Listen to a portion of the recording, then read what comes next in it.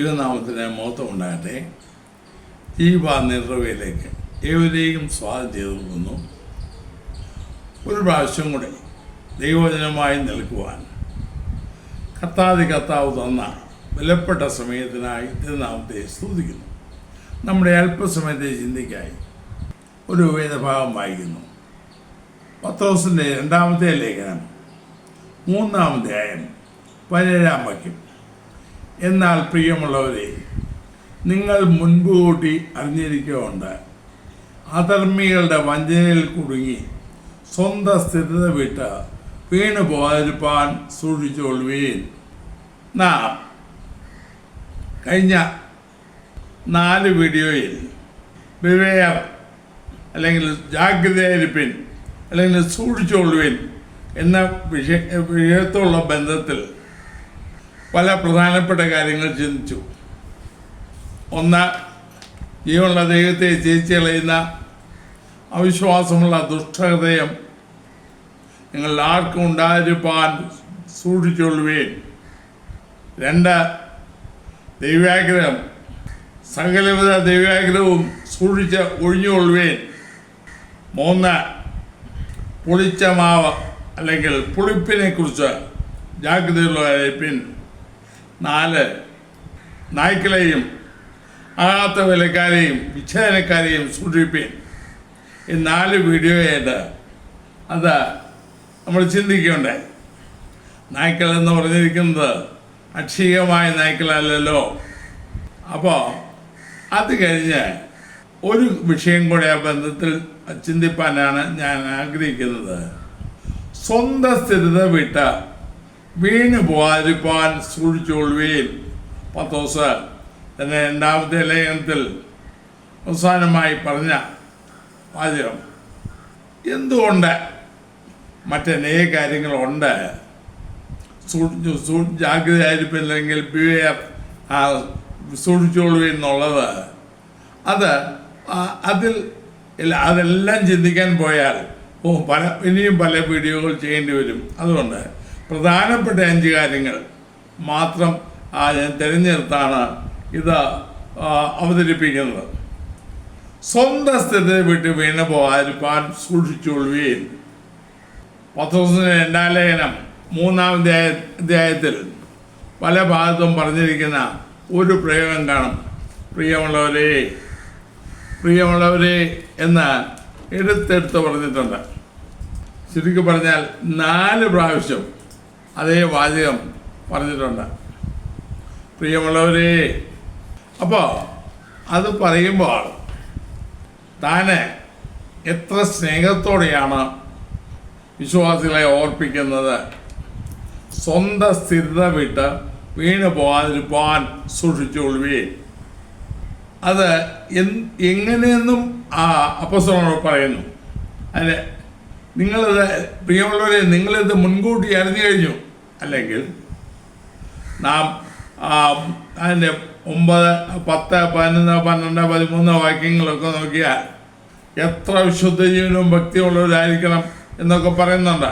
അത് നമുക്ക് പിന്നാലെ വേറെ വിഷയമായി ബന്ധത്തിൽ ചിന്തിക്കാം. എന്നിട്ടാണ് പറഞ്ഞത്, അധർമ്മികളുടെ വഞ്ചനയിൽ കുടുങ്ങി സ്വന്തം സ്ഥിരത വിട്ട് വീണു പോകാതിരിപ്പാൻ സൂക്ഷിച്ചുകൊള്ളുവീൻ. അധർമ്മികളുടെ വഞ്ചനയിൽ കുടുങ്ങി. എന്നിട്ട് അതിന് മുൻപ് പറഞ്ഞു, നിങ്ങൾ അറിയാത്തവരല്ല, മുൻകൂട്ടി അറിഞ്ഞവരാണ്. അറിഞ്ഞതുകൊണ്ട് ഇനി സൂക്ഷിക്കണം. എന്താ? നിങ്ങളെ കുടുക്കാൻ അധർമ്മികൾ വരും.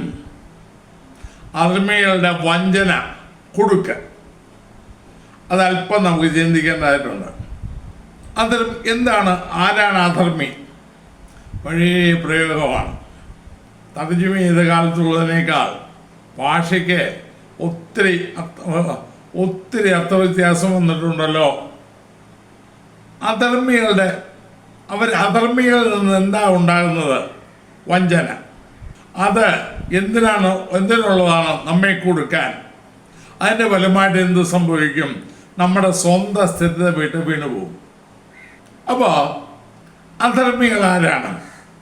സ്വാഭാവികമായിട്ട് ഉയരുന്ന ചോദ്യമാണ്, അധർമ്മികൾ ആരാണ്? ഞാൻ പല ഭാഷാന്തരത്തിൽ നോക്കിയപ്പോൾ മാത്രമല്ല 3 സ്ഥലത്ത് പ്രധാനമായിട്ട് അധർമ്മികളെക്കുറിച്ച് പറയുന്നുണ്ട്. ഇവിടെ മറ്റ് പല ഭാഗത്തും ഉണ്ട്. മത്തായി സുവിശേഷത്തിൽ, തെസ്സലോനിക്ക ലേഖനത്തിൽ, 2 തെസ്സലോനിക്കയിൽ, ഇതിലെല്ലാം ഇംഗ്ലീഷ് ഭാഷാന്തരങ്ങളിൽ മിക്ക ഭാഷാന്തരത്തിലും കാണുന്നത് ലോലെസ്നെസ്, നിയമരാഹിത്യം. അധർമ്മം എന്ന വാക്കിന് നിയമരാഹിത്യം, അരാജകത്വം, നിയമം തെറ്റിക്കുക, നിയമലംഘനം എന്നാ കാണുന്നത്. അപ്പോൾ അധർമ്മി ആര്?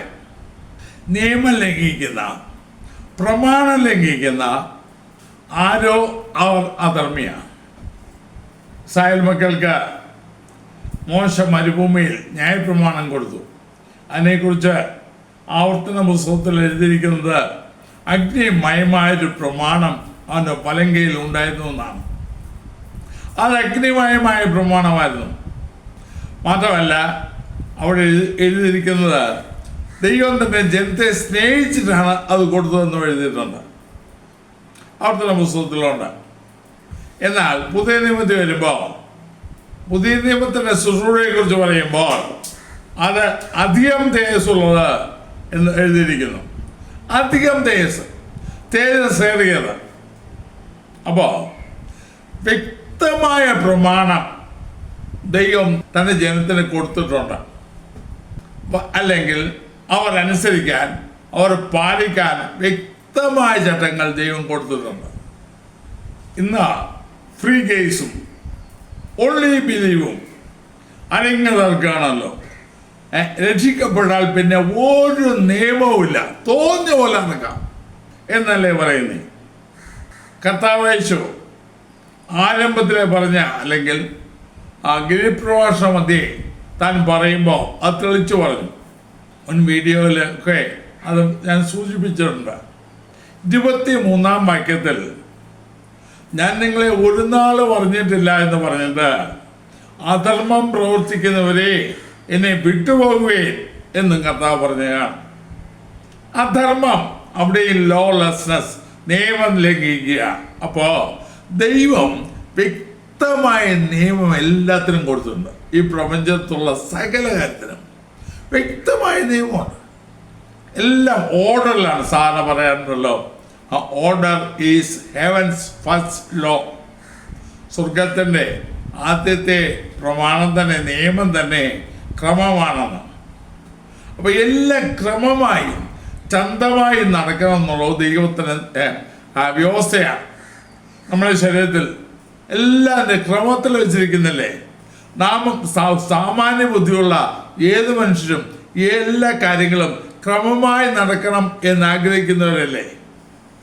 അങ്ങനെയെങ്കിൽ നമുക്ക് അങ്ങനെ ഉണ്ടെങ്കിൽ, മാത്രമല്ല ഈ അടുത്ത കാലത്ത് ധാരാളം വായിച്ച് കാണാതെ അറിയുന്ന വാക്യമാണ്.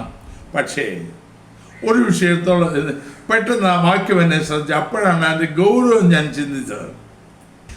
തീമോഥെയോസിന് എഴുതിയ 2-ാം ലേഖനത്തിൽ പൗലോസ് പറഞ്ഞായിരുന്നു, ഒരുത്തൻ മല്ലി കെട്ടിയാലും ചട്ടപ്രകാരം പോരായ്കയിൽ കിരീടം പ്രാപിക്കുന്നില്ല. അത്ര കാര്യമായിട്ട് ആരും കണ്ടിരുന്നില്ല. പക്ഷേ പെട്ടെന്ന് ദൈവാത്മാവിനെ ഓർപ്പിച്ചു, ലോകത്തിലുള്ള ഒരു വിനോദത്തെക്കുറിച്ചാണല്ലോ പറഞ്ഞത്.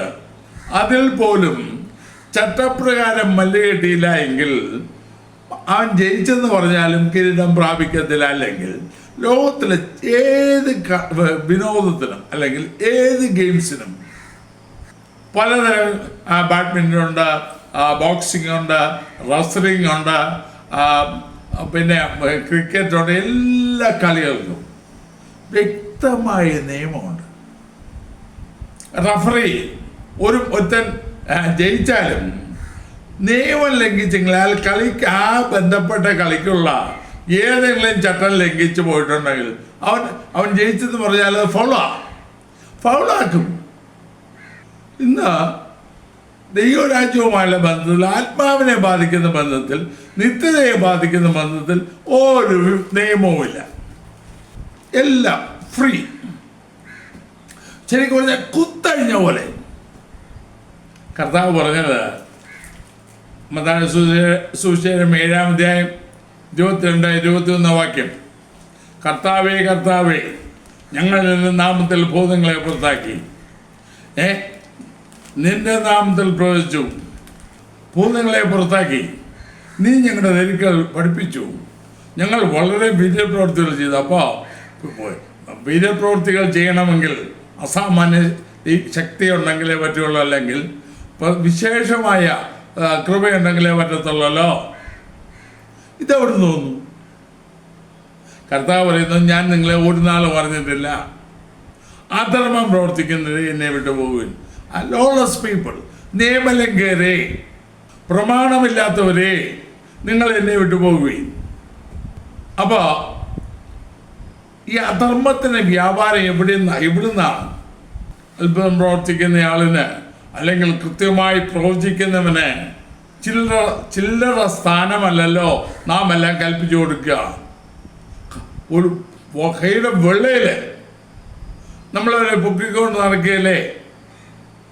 ഞാൻ ഉൾപ്പെടെ അവരെ തിരിച്ചറിയാൻ കഴിഞ്ഞില്ലെങ്കിൽ നമുക്കിന്ന് അത് മതി. പക്ഷേ അവർ ഏത് ആത്മാവിനാണ് നടത്തുന്നതെന്നോ, ഇതില്ലെങ്കിൽ നിയമം പാലിച്ചാണോ അവർ നിൽക്കുന്നതെന്നോ റഫറിക്ക് മാത്രമേ അറിയത്തുള്ളൂ. നിയമലംഘരെങ്കിൽ ഔട്ട്. എന്ത് ചെയ്താൽ അവർ പുറത്ത്.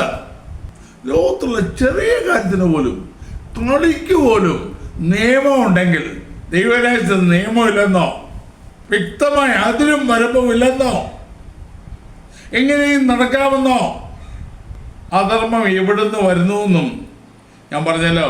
ഇംഗ്ലീഷ് പഠനത്തിൽ നോക്കിയപ്പോൾ ഈ സ്ഥലത്തെല്ലാം ലോലെസ്നെസ് എന്നാണ് കാണുന്നത്, നിയമരാഹിത്യം. അപ്പോൾ ഇതെവിടുന്നാ വരുന്നേ? ഒരു വാക്യം കൂടെ വായിക്കുമ്പോൾ നമുക്ക് മനസ്സിലാകും. 2 തെസ്സലോനിക്കർ 2-ാം അധ്യായം 7-ാം വാക്യം, അധർമ്മത്തിൻ്റെ മർമ്മം ഇപ്പോഴേ വ്യാപരിക്കുന്നുണ്ട്, ഇതുവരെ തടുക്കുന്നവൻ വഴിയിൽ നിന്ന് നീങ്ങിപ്പോവുക മാത്രം വേണം. അധർമ്മത്തിൻ്റെ മർമ്മം, അധർമ്മത്തിൻ്റെ രഹസ്യം ഇപ്പോഴേ വ്യാപരിക്കുന്നുണ്ട്. പക്ഷേ ഒരുവൻ തടുക്കുന്നു. ദൈവത്തിൻ്റെ പരിശുദ്ധാത്മാവ് സ്പഷ്ടമായി വ്യാപരിക്കാതിരിക്കാൻ തടുത്തുകൊണ്ടിരിക്കുന്നു. അധർമ്മമൂർത്തിയുടെ പ്രത്യക്ഷതയെക്കുറിച്ച് തെളിവ് മാത്രമല്ല. അതിൻ്റെ 9-ാം വാക്യം, അധർമ്മമൂർത്തിയുടെ പ്രത്യക്ഷത നശിച്ചു പോകുന്നവർക്ക് സാത്താൻ്റെ വ്യാപാര ശക്തിക്കൊത്തവണ്ണം വ്യാജമായ സകല ശക്തിയോടും അടയാളങ്ങളോടും അത്ഭുതങ്ങളോടും അനീതിയുടെ സകല വഞ്ചനയോടും കൂടെ ആയിരിക്കും. ഇതാണ് വഞ്ചിക്കുന്ന ആത്മാവ്. അല്ലെങ്കിൽ ക്രിസ്തുവിനോടുള്ള ഏകാഗ്രതയും നിർമ്മലതയും നിലനിർത്താൻ നമ്മെ സഹായിക്കാത്ത ഏതാത്മാവും ഏത് വ്യക്തിയും അധർമ്മിയാണ്. അല്ലെങ്കിൽ നിയമപ്രമാണമില്ലാത്തവനാണ്, നിയമമില്ലാത്തവനാണ്, നിയമലംഘിയാണ്. ഞാനായാലും ഏത് ഉപദേശവും നിയമലംഘനത്തിൻ്റെതാണ്. മാത്രമല്ല ഇവിടെ പത്രോസ് പറഞ്ഞു അധർമ്മികളുടെ വഞ്ചനയിൽ കുടുങ്ങി. അപ്പോൾ നിയമം പാലിക്കാത്തവൻ, വ്യവസ്ഥ പാലിക്കാത്തവൻ, ചട്ടപ്രകാരം പോരാടാത്തവൻ, അവനതേ പറയുള്ളൂ. ലംഘിച്ചാലും കുഴപ്പമില്ല. അങ്ങനെ ഒത്തിരി നോക്കണ്ട, കൃപയില്ലയോ? എല്ലാം കൃപയില്ല. പക്ഷേ ഗൗരവമായ കാര്യം, വ്യവസ്ഥ പാലിക്കാത്ത, പ്രമാണപ്രകാരം പോകാത്ത, ദൈവം വച്ചിരിക്കുന്ന അതിൽ ലംഘിക്കുന്ന ആർക്കും ദൈവത്തിന് ആനുകൂല്യമില്ല. പിന്നെ അവരിൽ വ്യാപരിക്കുന്നത് വഞ്ചനയുടെ സകല വ്യാപാര ശക്തിയുമാണ്. യോഹന്നാൻ കുറച്ചുകൂടെ കത്തി പറഞ്ഞു, ക്രിസ്തുവിൻ്റെ ഉപദേശത്തിൽ നിലനിൽക്കാതെ അതിന് കടന്നു പോകുന്ന ആർക്കും ദൈവമില്ല. തെളിച്ചങ്ങ് പറഞ്ഞു. അത് എന്താ ക്രിസ്തുവിൻ്റെ ഉപദേശം? അത് പറയുമ്പോൾ വിശദമായി പറയേണ്ടി വരും. എന്നാലും പോട്ടെ, എന്തോ ക്രിസ്തുവിൻ്റെ ഉപദേശം? യേശു ക്രിസ്തു സ്വർഗരാജ്യത്തെക്കുറിച്ച് പഠിപ്പിച്ചു, നിത്യജീവനെ കുറിച്ച് പഠിപ്പിച്ചു, പിതാവിനെ നമുക്ക് വെളിപ്പെടുത്തി തന്നു, പാപത്തിന് പരിഹാരം വരുത്തി എങ്ങനെയെന്നും മോക്ഷമാർഗം എങ്ങനെയെന്നും നമുക്ക് കാണിച്ചു തന്നു. അത് മാത്രമല്ല, അവൻ്റെ പിന്നാലെ പോകുന്നവൻ എന്ത് ചെയ്യണമെന്ന് കാണിച്ചു തന്നു. പത്രോസ് പറയുന്നു, തൻ്റെ കാഴ്ചപ്പാട് പിന്തുടരുവാൻ ഒരു മാതൃക വെച്ചേച്ചു പോയിരിക്കുന്നുവെന്ന്. മനസ്സാന്തരം പഠിപ്പിച്ചു, സ്നാനം പഠിപ്പിച്ചു, പരിശുദ്ധാത്മ സ്നാനം പഠിപ്പിച്ചു, വേർപാട് പഠിപ്പിച്ചു. ഇതെല്ലാം കർത്താവ് പഠിപ്പിച്ചു. ഇന്ന് ഇതൊന്നും വേണ്ട. പഴയ ആളുകൾക്കും പുതിയ ആളുകൾക്കും വേദശാസ്ത്രം അങ്ങനെ പറയുന്നു, വേദശാസ്ത്രം ഇങ്ങനെ പറയുന്നു എന്ന് പറഞ്ഞ് വേദശാസ്ത്രത്തിന് കൂട്ടും പിടിച്ച് മാനുഷികമായ സിദ്ധാന്തങ്ങൾ അവർ ആശ്രയിച്ച് മുന്നോട്ട് പോകുന്നു. വെറുതെ അല്ല കൊലോസ്യൻ 2-8 വാക്യത്തിൽ അപ്പോസ്തലൻ പറഞ്ഞത്, തത്വജ്ഞാനവും വെറും വഞ്ചനയും കൊണ്ട് ആരും നിങ്ങളെ കവർന്നിരിപ്പാൻ സൂക്ഷിപ്പീൻ. അത് മനുഷ്യരുടെ പാരമ്പര്യത്തിനൊത്തോണം, ലോകത്തിൻ്റെ ആദിപാഠങ്ങൾക്ക് ഒത്തോണമല്ലാതെ ക്രിസ്തുവിന് ഒത്തോണമുള്ളതല്ല. ഞാനിത് POC ബൈബിളിൽ എനിക്ക് കുറച്ചുകൂടെ വ്യക്തമായി തോന്നി. ക്രിസ്തുവിന് യോജിക്കാത്തതും പ്രപഞ്ചത്തിൻ്റെ മൂലഭൂതങ്ങൾക്കും മാനുഷിക പാരമ്പര്യത്തിനും മാത്രം ചേർന്നതുമായ വ്യർത്ഥപ്രലോഭനത്തിനും തത്വചിന്തയ്ക്കും ആരും നിങ്ങളെ ഇരയാക്കാതിരിക്കാൻ ശ്രദ്ധിക്കണം. വളരെ വ്യക്തമാണ്. അത് അർജുന എഴുതി വെച്ചത് തന്നെ മാനുഷിക പാരമ്പര്യത്തിന് പറയാൻ പോകുന്നത് പോട്ടെ. ഇന്നിതല്ലേ കാണുന്നേ, തത്വജ്ഞാനം, ഫിലോസഫിയും സൈക്കോളജിയും ദൈവത്തിന്റെ സ്ഥാനം ഏറ്റെടുത്തല്ലോ. അപ്പോൾ അത് എന്താ അതിൻ്റെ ആത്യന്തിക ഫലം എന്താ? നിങ്ങളെ ഇരയാക്കാതിരിക്കാൻ ശ്രദ്ധിക്കണം. വ്യർത്ഥ പ്രലോഭനത്തിനും തത്വചിന്തയ്ക്കും, അല്ലെങ്കിൽ തത്വജ്ഞാനവും വെറും വഞ്ചനയും കൊണ്ട് ആരും നിങ്ങളെ കവർന്നുകളയാതിരിക്കാൻ സൂക്ഷിപ്പീൻ. അതുകൊണ്ട് സംഭവിക്കുന്നത് അവർ കവർന്നു കളയുന്ന കവർച്ച നടത്തും, വീടെടുത്ത് കിടന്ന് ഉള്ളുന്ന അധർമ്മ നിയമലംഘനത്തിന് ന്യായീകരണം കണ്ടെത്തുന്ന ഭയങ്കരമായൊരു കാലഘട്ടത്തിലല്ലേ നാം ജീവിക്കുന്നത്. ദൈവത്തെ ദൈവമെന്ന് കാണാതെ, റോമാനത്തിൽ പറഞ്ഞ പോലെ അവർ ദൈവത്തെ അറിഞ്ഞിട്ടും അവനെ ദൈവമെന്ന് ഓർത്തോ മൗത്തുകരിക്കോ നന്ദി കാണിക്കോ ചെയ്യാതെ തങ്ങളുടെ നിരൂപണങ്ങൾ വ്യർത്ഥരായി പോയി തീർന്നു എന്ന് ആദ്യകാലത്തെ മനുഷ്യരെക്കുറിച്ച് റോമാനത്തിൽ പൗലോസ് എഴുതിയതുപോലെ ദൈവത്തെ അറിഞ്ഞിട്ടും ദൈവമെന്ന് ഓർത്ത് മൗത്തുകരിക്കാതെ, അറിയിക്കുന്ന ബഹുമാനം കൊടുക്കാതെ, തങ്ങളുടെ പൂണിയിൽ ഒതുങ്ങുന്ന ഒരു വ്യക്തിയായി ദൈവത്തെ ചിത്രീകരിച്ച് ജനത്തെ വഞ്ചിച്ച് വളിക്കുന്ന പ്രവണതയല്ലേ ഇന്നത്തെ കാലത്ത് കാണുന്നത്. അപ്പോൾ വഞ്ചകർ അല്ലെങ്കിൽ അധർമ്മി ആരായാലും ശരി, ഏത് പണ്ഡിതനാണെങ്കിലും വലിയവനാണെങ്കിലും ചെറിയവനാണെങ്കിലും ഞാൻ ഉൾപ്പെടെ കർത്താവിൽ നിന്നാണ് കൊരിന്ത്യർ പൗലോസ് പറഞ്ഞ പോലെ ക്രിസ്തുവിനോടുള്ള ഏകാഗ്രതയും നിർമ്മലതയും വിട്ട് നാം വഷളായി പോകത്തക്കണം നമ്മളെ ശ്രദ്ധ ആകർഷിക്കുന്ന ആരായാലും അധർമ്മിയാണ്. ഞാൻ ഒരു വീഡിയോയിൽ പറഞ്ഞ പോലെ ഏത് മനുഷ്യയും ക്രിസ്തുവിൽ തികഞ്ഞനായി നിർത്തുവാൻ അധ്വാനിക്കുന്നവനാണ്, അല്ലെങ്കിൽ കർത്താവിനുള്ള കർത്താവിൻ്റെ വചനം വിട്ട് ഇടത്തോട്ടോ വലത്തോട്ടോ മാറുന്ന, അതിനോട് കൂട്ടിച്ചേർക്കുന്ന ഏതൊരുവനും, മറ്റു വാക്കി പറഞ്ഞ പത്യോപദേശത്തിന് വിരുദ്ധമായി എത്ര അഡ്വാൻസ് ആയാലും, കാലം എത്ര അഡ്വാൻസ് ആയാലും പത്യോപദേശത്തിന് വിരുദ്ധമായി പഠിപ്പിക്കുന്നവൻ അധർമ്മിയാണ്. അപ്പോൾ നമ്മ എന്തുകൊണ്ടാണ് പത്രോസ് അത് പറഞ്ഞതെന്ന് ഇപ്പോൾ വ്യക്തമായല്ലോ. നിയമത്തെ മാനിക്കാത്ത, പ്രമാണത്തെ മാനിക്കാത്ത നിയമലംഘകരായ ആരും ദൈവത്താൽ ഉപയോഗിക്കപ്പെടുകയില്ല.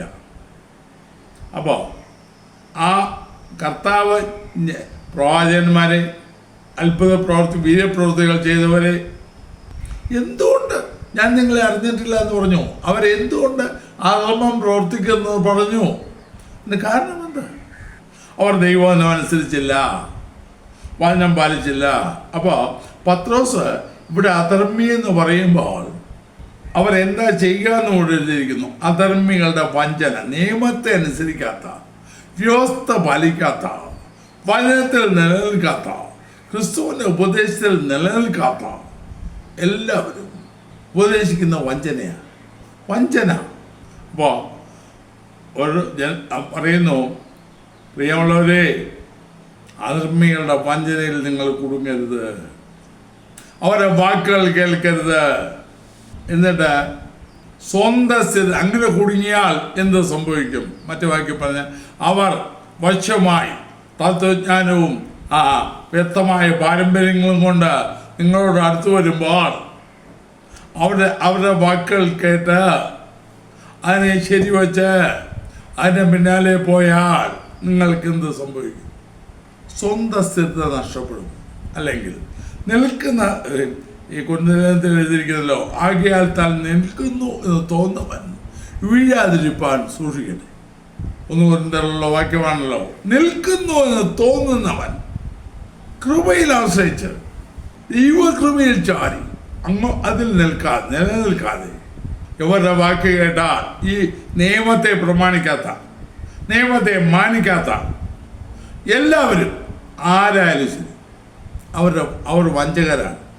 ഇത്ര പച്ചയ്ക്ക് പറയുന്നതിൽ എന്നെ വിമർശിച്ചേക്കാം, സാരമില്ല. ഇതാണ് ദൈവാവസ്ഥ. അധർമ്മത്തിന് വ്യാപാരം, അധർമ്മത്തിൻ്റെ ശക്തി സകല വഞ്ചനയോടും കൂടെ ആയിരിക്കും. വ്യാജമായ അത്ഭുതങ്ങളും അടയാളങ്ങളും പ്രവർത്തിക്കും എന്നൊക്കെ പറയുമ്പോൾ ഒറിജിനൽ പോലെ തന്നെ, ഒറിജിനൽ എന്ന് തോന്നിപ്പിക്കുന്ന, കഴിഞ്ഞ വീഡിയോയിൽ ചിന്തിച്ച പോലെ സാത്താൻ താനും വെളിച്ച ദൂതൻ്റെ വേഷം ധരിക്കുന്നുവല്ലോ. അപ്പോൾ അവൻ്റെ ശുശ്രൂഷക്കാർ നീതിയുടെ ശുശ്രൂഷക്കാരുടെ വേഷം ധരിക്കും, ആവശ്യമല്ല. അവൻ യേശുവിനെ പോലെ അവൻ അഭിനയിക്കുമ്പോൾ അവൻ്റെ ശിഷ്യന്മാർ വഞ്ചകന്മാർ, പണം മാത്രം, ലോകത്തിന് നേട്ടം മാത്രം സ്വന്തമാക്കാൻ ജനത്തെ ഉപയോഗിക്കുന്ന കപട സുവിശേഷകർ, പറയാതിരിക്കാൻ നിവൃത്തിയില്ല. വർദ്ധിക്കുന്ന ഈ കാലത്ത് ദിവ്യാഗ്രഹത്താൽ കൗശലവാക്ക് പറഞ്ഞ് നിങ്ങളെ വാണിഭമാക്കുന്ന ഈ പത്രോസിനെ രണ്ടാമത്തെ എഴുതിയല്ലോ, അതുപോലുള്ള ആളുകൾ വർദ്ധിച്ച ഈ കാലത്ത് അവരിൽ നിന്ന് വരുന്നതെല്ലാം വഞ്ചനയാണ്. കർശനമായി നിയമത്തിൽ നിന്ന് ക്രിസ്തുവിൻ്റെ ഉപദേശത്തിൽ നിലനിന്ന് നിയമത്തെ അനുസരിച്ച് അക്കരെ നാട്ടിനു വേണ്ടി ജാഗരിക്കുന്ന ദൈവമക്കൾ, ദൈവദാസന്മാർ, അവർ ഭയത്തോടെ പിറയിലോടെ കർത്താവിനെ കുറിച്ച് പറയും. അവരുടെ ലക്ഷ്യം ലോകത്തുള്ള ഒന്നുമല്ല, ഏത് മനുഷ്യയും ക്രിസ്തുവിൽ തികഞ്ഞവരായി നിർത്തുന്നു. അപ്പോൾ നിങ്ങളിത് മുൻകൂട്ടി അറിഞ്ഞു. ഇപ്പോൾ പത്രോസ് പറയുകയാണ്, പ്രിയമുള്ളവരെ, നിങ്ങളിത് മുൻകൂട്ടി അറിഞ്ഞിട്ടുണ്ട്. അതുകൊണ്ട് അധർമ്മികളുടെ വഞ്ചനയിൽ കുടുങ്ങിപ്പോരുത്. അവർ തന്ത്രമായി വശീകരണ വാക്കുകൊണ്ട്, തത്വജ്ഞാനം കൊണ്ട്, സമ്മതിപ്പിക്കത്തക്ക വാക്കുകൾ കൊണ്ട്, വാക്ധോരണ കൊണ്ട് നിങ്ങളെ വീഴ്ത്തുവാൻ ശ്രമിക്കുമ്പോൾ ദൈവം ഇത് വീണുപോയത് അതിൽ കുടുങ്ങിപ്പോരുതേ. കർശനമായ മുന്നറിയിപ്പ്, കർശനമായ മുന്നറിയിപ്പ്. അതിൽ കുടുങ്ങിയാൽ എന്തു പറ്റുമെന്നും അപ്പോസ്തലൻ പറഞ്ഞു. സ്വന്തം സ്ഥിതി കർത്താവിൽ നകലും, ഹൃദയം കർത്താവിൽ നകലും, ഹൃദയം ലോകത്തിന് പുറകെ പോകും, സാത്താൻ കൈവശമാക്കും. അതാണ് അതിന് മറുമരുന്ന് അപ്പോസ്തലൻ പറഞ്ഞു. ഇങ്ങനെ വീണു പോകാതിരിക്കാൻ എന്ത് ചെയ്യണം? അടുത്ത വാക്യം, കൃപയിലും നമ്മുടെ കർത്താവും രക്ഷിതാവുമായ യേശു ക്രിസ്തുവിൻ്റെ പരിജ്ഞാനത്തിലും വളരുവീൻ. നിങ്ങൾ സൂക്ഷിക്കണം മാത്രമല്ല, രണ്ട് കാര്യം നിങ്ങൾ ശ്രദ്ധിക്കണം. ഒന്ന്, കൃപയിൽ വളരണം. രണ്ട്, കർത്താവിൻ്റെ പരിജ്ഞാനത്തിൽ വളരണം. കൃപയാലാണ് നാം രക്ഷിക്കപ്പെട്ടത്. നാം നിൽക്കുന്ന ഈ കൃപയിലേക്ക് യേശു ക്രിസ്തു മുഖാന്തരം പ്രവേശനം ലഭിച്ചു. അങ്ങനെ കൃപയിലേക്ക് പ്രവേശനം ലഭിച്ച ദൈവത്തിൽ കൃപയിൽ വളരണം. കൃപ നമ്മിൽ പെരുകണം. വിവിധമായ ദൈവകൃപയുടെ വിവിധമായ ശുശ്രൂഷയെ തക്കണം. അവൻ്റെ സകല കൃപയും നമ്മിൽ വ്യാപരിക്കണം. ആ രണ്ട് കുറിച്ചിട്ടുണ്ടല്ലോ, നിങ്ങൾ സകലത്തിലും എപ്പോഴും പൂർണ്ണ തൃപ്തിയുള്ളവരായി സകല സൽപ്രവൃത്തിയിലും പെരുകി വരുമാറ് സകല കൃപയും പെരുക്കുവാൻ ദൈവം ശക്തനാകുന്നു. 2 Corinthians 9 8 നിങ്ങൾ സകലത്തിലും എപ്പോഴും പൂർണ്ണ തൃപ്തിയുള്ളവരായി സകല സൽപ്രവൃത്തിയിലും പെരുകി വരുമാറ് നിങ്ങളിൽ സകല കൃപയും പെരുക്കുവാൻ ദൈവം ശക്തനാകുന്നു. കൊടുക്കുന്നതിനെ കുറിച്ചാണ് അവർ പറഞ്ഞത്. പക്ഷേ അതിനിടയ്ക്കാണ് ഇതോടെ പറഞ്ഞു. ഈ വാക്യം ഇന്ന് പലരും ദുർവിനിയോഗം ചെയ്യുന്നുണ്ട്. ഇങ്ങനെ കർത്താവ് പറഞ്ഞല്ലോ പണപ്പെരുവിന് വേണ്ടി. അത് ഉദ്ദേശിച്ചല്ല. ദരിദ്രരായ വിശുദ്ധന്മാർക്ക് വേണ്ടി പൗലോസ് ദ്രവ്യശേഖരം നടത്തിയപ്പോൾ അവരെ പ്രോത്സാഹിപ്പിക്കാനാണ് അതിൻ്റെ മേൽഭാഗങ്ങൾ പറഞ്ഞത്. പക്ഷേ അടുത്ത് പറഞ്ഞു സകല സൽപ്രവൃത്തിയിലും പെരുകി വരുമാറ് സകല കൃപയും ദൈവം നിങ്ങൾ പെരുക. അപ്പോൾ സകല കൃപയുടെ വിവിധങ്ങളായ വശങ്ങളെക്കുറിച്ച് ഇപ്പോൾ സംസാരിക്കാൻ നിന്നാൽ പരിപാടി പാളം തെറ്റുവാണെങ്കിൽ അവിടെ ഒതുങ്ങി നിൽക്കട്ടെ. കൃപയിൽ വളരും. കൃപ 2 കൊരിന്ത്യർ 4-ാം അധ്യായത്തിൽ പറഞ്ഞല്ലോ, കൃപ പലരും പെരുകി. നമ്മിൽ കൃപ പെരുകുന്ന, നാം കൃപയിൽ വളരുന്ന അനുഭവം യഥാർത്ഥമായി നമ്മളുണ്ടായാൽ മറ്റൊന്നുകൂടെ സംഭവിക്കും. കർത്താവായ യേശുക്രിസ്തുവിനെ കുറേ പുസ്തകം വായിച്ച് യേശുക്രിസ്തുവിനെ കുറിച്ച് പരിജ്ഞാനം നേടുന്നതല്ല. പിന്നെ ബൈബിള് കുറേ വായിച്ച് വേണ്ടെന്ന് പറയുന്നില്ല. ദൈവത്തിൽ നിന്ന് കർത്താവിനെ കുറിച്ചുള്ള അറിവ് കിട്ടുന്ന ദൈവത്തിൽ നിന്ന് ഇല്ലെന്ന് ഞാൻ പറയത്തില്ല. പക്ഷേ വേദപുസ്തകത്തിലെ മുഴുവൻ വാക്യവും നാം കാണാതെ പഠിച്ചാലും ക്രിസ്തുവിൻ്റെ പരിജ്ഞാനത്തിൽ വളരണം എന്നില്ല. ഞാൻ ദുരുപദേശം പറയുകയാണെന്ന് പലരും ധരിക്കും. ആയിക്കോട്ടെ, അങ്ങനെയാണെങ്കിൽ ഇന്നത്തെ ബൈബിൾ കോളേജുകളിൽ പഠിപ്പിക്കുന്നവരെല്ലാം തികഞ്ഞ ആത്മീയരായിരിക്കണം. ഇന്നത്തെ കലാശാലകളിലെ അധ്യാപകർ തികഞ്ഞ ഒരു സംശയമില്ലാതെ ക്രിസ്തു ഭക്തരാകണം. വാസ്തവം പറഞ്ഞാൽ ഇന്നത്തെ കലാശാലകൾ ആധുനികകാലത്തെ പാശ്ചാത്യ നാടുകളിലെ കലാശാലകളിൽ നിന്നാണല്ലോ ഈ വിരുദ്ധ ഉപദേശങ്ങളൊക്കെ ഇങ്ങോട്ട് ഇറങ്ങിയത്. അങ്ങോട്ട് ഞാൻ കിടക്കുന്നില്ല. യേശുക്രിസ്തുവിനെ അനുഭവിച്ചുള്ള അറിയും പൗലോസാണല്ലോ പറഞ്ഞത്. കൃപയിലും നമ്മുടെ കർത്താവായ യേശുക്രിസ്തുവിൻ്റെ പരിജ്ഞാനത്തിലും വളരുവേ എന്ന് പറയുമ്പോൾ യേശുവിൻ്റെ പരിജ്ഞാനത്തിൽ വളരുന്നത് എങ്ങനെയാണെന്ന് പൗലോസ് മാതൃക കാണിച്ചിട്ടുണ്ട്. ഫിലിപ്പിയർലേഖനം 3-ാം അധ്യായം വായിച്ചാൽ മതി. എൻ്റെ കർത്താവായ ക്രിസ്തുവിനെ കുറിച്ചുള്ള പരിജ്ഞാനത്തിൻ്റെ ശ്രേഷ്ഠ നിമിത്തം യേശുവിനെ അറിയും തോറും യേശുവിനെ അനുഭവിക്കും തോറും മനസ്സിലാക്കും തോറും എനിക്ക് അവനെ പോലെ ആകണം.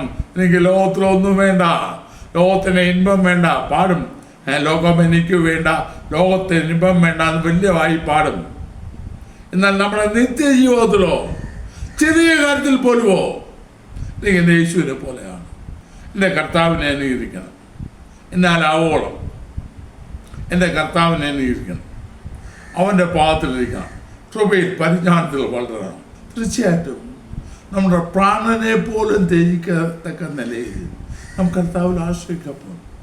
നമ്മൾ ദൈവഭക്തി ഇങ്ങനെ ഈ 2 കാര്യങ്ങൾ നമ്മൾ സംഭവിക്കുമ്പോൾ നമ്മൾ ദൈവഭക്തി വളരും, ദൈവാശ്രയം വളരും, ദിവ്യ സ്വഭാവം വളരും, അനുസരണം വർദ്ധിക്കും, ദൈവമഹത്വം മാത്രം നമ്മൾ ആക്കാക്കി ജീവിക്കും. ദൈവമായത് മാത്രം നമുക്ക് മതിയെന്നാകും. മാത്രമല്ല കൊലോസ്യർ 3-ാം അധ്യായത്തിൽ പറഞ്ഞ പോലെ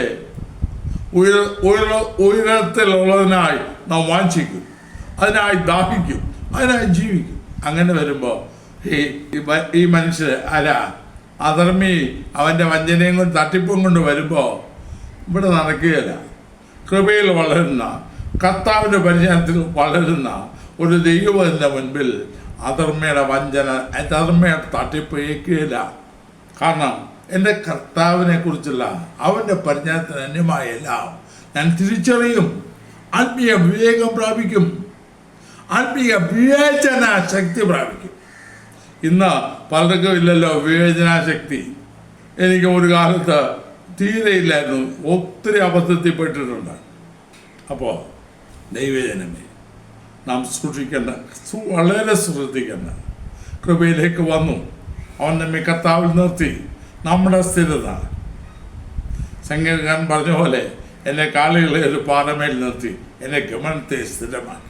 ക്രിസ്തു എന്ന പാറമേൽ നമ്മെ നിർത്തി നമ്മുടെ ഗമനത്തെ സ്ഥിരമാക്കിയെങ്കിൽ അതിൽ നിന്ന് നമ്മെ വീഴിക്കുവാൻ അന്ധകാര ശക്തികൾ അവൻ്റെ ക്രിസ്തുവിൻ്റെ അപ്പോസ്തലന്മാരുടെ രൂപത്തിൽ അവൻ്റെ ദാസന്മാരെ വേഷം കെട്ടിച്ച് ഇറക്കുമ്പോൾ അവയെക്കുറിച്ച് ജാഗ്രതയുള്ളവരായി, ശ്രദ്ധയുള്ളവരായി, കൃപയിലും കർത്താവായ യേശുക്രിസ്തുവിന്റെ പരിജ്ഞാനത്തിലും അനുഭവിച്ചറിയുന്നതിലും നാം വളർന്ന് ആ തട്ടിപ്പിനെ അതിജീവിച്ച് കൃപയിൽ നിലനിൽക്കുക.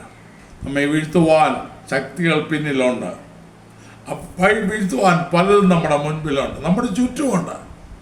പൗലോസ് പറഞ്ഞല്ലോ, വല്ല വിധേനയും എനിക്ക് മരിച്ചവരുടെ ഇടയിൽ നിന്നുള്ള പുനരുത്ഥാനം പ്രാപിക്കണം. അതാണ് നമ്മുടെ ലക്ഷ്യം. നാമും അതേ ലക്ഷ്യത്തോടെ കൃപയിൽ വളർന്നു കർത്താവിനെ അനുഭവിച്ചറിഞ്ഞ് അവൻ്റെ പരിജ്ഞാനം പ്രാപിച്ച് ക്രിസ്തു എന്ന തലയോളം സകലത്തിലും വളർന്ന് നമ്മുടെ ക്രിസ്തീയ ജീവിതത്തെ ധന്യമാക്കുവാൻ കർത്താവ് നമ്മെ സഹായിക്കട്ടെ. അധർമ്മങ്ങളുടെ വഞ്ചനയിൽ കുടുങ്ങി വീണുപോകാതിരിക്കാൻ, സ്ഥിരത നഷ്ടപ്പെടാതിരിക്കാൻ വളരെ സൂക്ഷിക്കാം. കൃപയിൽ വളരാം. കർത്താവിൻ്റെ പരിജ്ഞാനത്തിലുള്ള, അവനെക്കുറിച്ചുള്ള പരിജ്ഞാനമല്ല, കർത്താവിൻ്റെ പരിജ്ഞാനത്തിൽ വളർന്നു അവനിൽ അവനിൽ ഉറപ്പുള്ളവരായി, സ്ഥിരപ്പെട്ടവരായി, അടിസ്ഥാനപ്പെട്ടവരായി ഒരിക്കലെങ്കിലും കൃഷി നയിക്കാം. ദൈവമായ കർത്താവ് നമ്മെ സഹായിക്കട്ടെ. നമുക്ക് പ്രാർത്ഥിക്കാം. കർത്താവേ, സ്നേഹവനായ സ്വർഗീയ പിതാവേ, അധർമ്മയുള്ള വഞ്ചനയിൽ കുടുങ്ങി സ്വന്തം സ്ഥിതി വിട്ട് വീണുപോകാതിരിപ്പാൻ സൂക്ഷിപ്പീൻ എന്ന അപ്പോസ്തലൻ പറഞ്ഞത് അടിസ്ഥാനമാക്കി ഞങ്ങൾക്ക് ചില കാര്യങ്ങൾ ചിന്തിപ്പാണ്ടിയായല്ലോ.